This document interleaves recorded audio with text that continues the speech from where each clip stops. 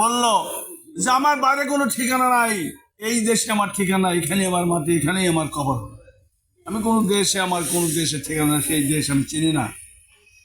তাহলে বেগম খালেদা জিয়ার আত্মার শান্তি কামনায় গাংনীর বেতবাড়িয়া গ্রামে হিন্দু সম্প্রদায়ের মধ্যে বিশেষ প্রার্থনা ও শ্রীমদ্ ভগবদ্ গীতা পাঠ।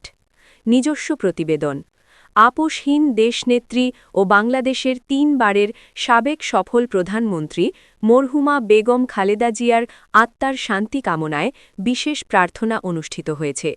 এ সময় উপস্থিতি ছিলেন প্রধান অতিথি গাংনী উপজেলার বিএনপির সাবেক সহ-সভাপতি মতিয়ার রহমান মোল্লা, আব্দুল হক, সভাপতি বেতবাড়িয়া ৮ নং ওয়ার্ড যুবদল, সুজন চৌধুরী, সাধারণ সম্পাদক বেতবাড়িয়া ৮ নং ওয়ার্ড যুবদল, মশিউর রহমান পচা, সভাপতি বেতবাড়িয়া ৮ নং ওয়ার্ড কৃষক দল।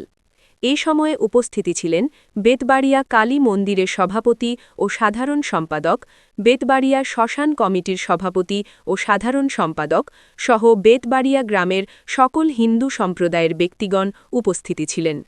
শ্রীমদ্ ভগবদ্ গীতার ৪র্থ অধ্যায়ের ৭ম শ্লোক হল, যদা যদা হি ধর্মস্য গ্লানির্ভবেতি ভারতা অভ্যুত্থানম অধর্মস্য তদাত্মানম সৃজাম্যাহম। বাংলা অর্থ: হে ভরতবংশীয় অর্জুন, যখনই ধর্মের অধঃপতন হয় এবং অধর্মের প্রাদুর্ভাব ঘটে, তখনই আমি নিজেকে সৃষ্টি করি বা অবতীর্ণ হই। বাংলাদেশের ৩ বারের সাবেক সফল প্রধানমন্ত্রী মরহুমা বেগম খালেদা জিয়ার আত্মার শান্তি কামনায় বিশেষ প্রার্থনা ও শ্রীমদ্ ভগবদ্ গীতা পাঠের মধ্যে দিয়ে এ সভা সমাপ্তি হয়। এ সময় আরও উপস্থিতি ছিলেন বিএনপির অঙ্গ সংগঠনের নেতাকর্মীগণ। বলল যে আমার বাইরে কোনো ঠিকানা নাই, এই দেশে আমার ঠিকানা, এখানে আমার মাটি, এখানেই আমার কবর। আমি কোনো দেশে, আমার কোনো দেশে ঠিকানা, সেই দেশ আমি চিনি না। তাহলে সেই মায়ের কথা একবার মনে ভাবতে হবে।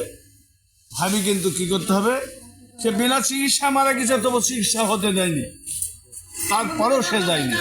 যাই হোক, আমি আপনাদের কাছে বিশেষ অনুরোধ করবো, মায়ের আত্মার মাগফিরাত কামনা আমরা করছি। তোমরা আশীর্বাদ করো মায়ের জন্য। আর মায়ের ফেলে দেওয়া জিনিস, অসমাপ্ত জিনিস, ধানের শীষ যে তার যোগ্য পুত্রকে দিয়েছে, সে যোগ্য পুত্রকে আমরা সকলেই তার হাতকে শক্তিশালী করার জন্য আমজাদ সাহেবকে ধানের শীষে ভোট দেবো। ঠিক আছে? ঠিক আছে আপনার? তাহলে আমি আশা করবো আপনাদের আগামী আমজাদ সাহেবের জন্য আমার প্রস্তুত থাকবো। ধানের শীষে ভোট দেবো মানে যে আমাদের মাস এই চির বিদায় হয়ে গেছে, সেই মায়ের আত্মাকে শান্তি দেওয়ার জন্য তার যোগ্য পুত্রকে আমরা দিতে পারবো, তাকে হাতে পাবো। তাই এই বলে আমি শেষ করছি।